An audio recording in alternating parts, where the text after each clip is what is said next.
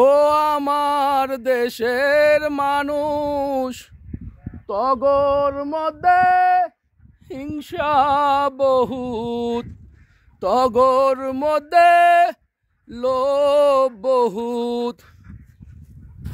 আরে তোরে 2টা মাস পালছি, 3টা মাস চলতেছে, তোরে কত আদর করে লাইছি। আর এই বাংলাদেশ নাই রে, বড় কষ্টে আছি আমরা বড় কষ্টে আছি।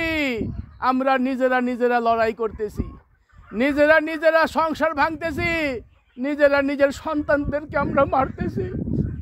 কোনো অপরাধ নাই আমাদের, নিরপরাধ মানুষদেরকে তারা মারতেছে। আল্লাহ গো, তোমার কাছে 2 হাত তুলে ভিক্ষা চাই আল্লাহ। ও আল্লাহ, তোমার কাছে 2 হাত তুলে ভিক্ষা চাই আল্লাহ। এই জুলুমকারীদের কাছ থেকে আল্লাহ তুমি গোটা বাংলাদেশকে হেফাজত করো আমার আল্লাহ। তুমি জুলুমকারী কাছ থেকে আমাদেরকে হেফাজত করো আমার আল্লাহ। তোমার কাছে 2 হাত তুলে ভিক্ষা চাই। আজকে 3টা দিন হয়ে যাচ্ছে এই দূরপ্রবাস থেকে মাতৃভূমি দেশের খবর নিতে পারছি না, পরিবার, স্ত্রী, সন্তানের খবর নিতে পারছি না। যখনই রাতটা হয় তখন বুকটা চেপে যায়, খালি হাহাকার লাগে, না জানি কি ঘটছে আমাদের মাতৃভূমি বাংলাদেশে। আমরা এরকম এক পর্যায়ে চলে আইছি যেমন লাগে যে ইসরায়েল ফিলিস্তিনের লড়াই চলতেছে বাংলাদেশের মধ্যে। মানুষের প্রতি ভালোবাসা নাই, মানুষের প্রতি মানুষের কোনো মায়া মহব্বত নাই।